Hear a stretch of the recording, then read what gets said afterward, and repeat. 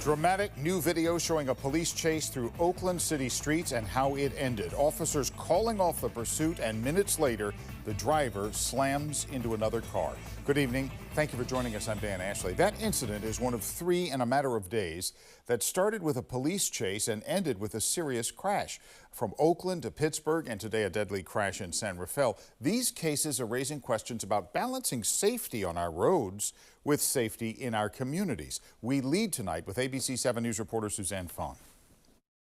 From the sky, CHP aircraft captures images of a driver speeding in East Oakland.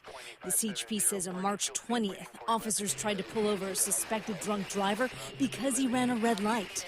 They say they chased him for a minute before backing off out of concern for public safety. Then, watch what happens. About 4 minutes later, the driver crashes. Eastbound Pyramid, passing Apple, we're about 50 miles an hour, light traffic, no pets. TC, major TC, Pyramid and 105, 1141 precautionary. The suspect got out of the car, but then police detained him. A young child ended up going to the hospital with severe injuries. The CHP released this statement saying, quote, "The suspect continued driving recklessly despite the absence of CHP or other nearby law enforcement personnel, briefly resumed normal speeds, and then resumed driving recklessly."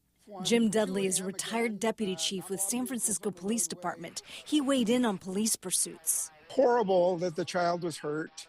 Suspect's DUI, and he continues to flee or continues to drive recklessly even after the pursuit's been terminated.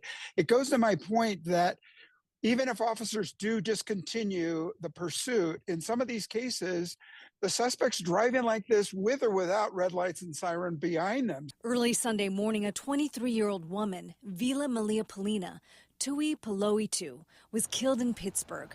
Investigators say the driver of a stolen car was trying to get away from officers, reaching speeds up to 100 miles per hour before crashing into her blue SUV during a police chase. Friday morning in Marin County, the CHP says a sheriff's deputy tried to stop a reckless driver in San Rafael. 2 minutes into the pursuit, the car hit a tree and the driver was killed. We asked law enforcement experts if there's a need to be concerned about police pursuits, especially if someone could get hurt. I feel so sorry for the victims and the families of the victims, but if police are no longer able to pursue fleeing suspects, I can only imagine that things will get worse and more dangerous on the streets. In San Francisco, Suzanne Phan, ABC 7 News.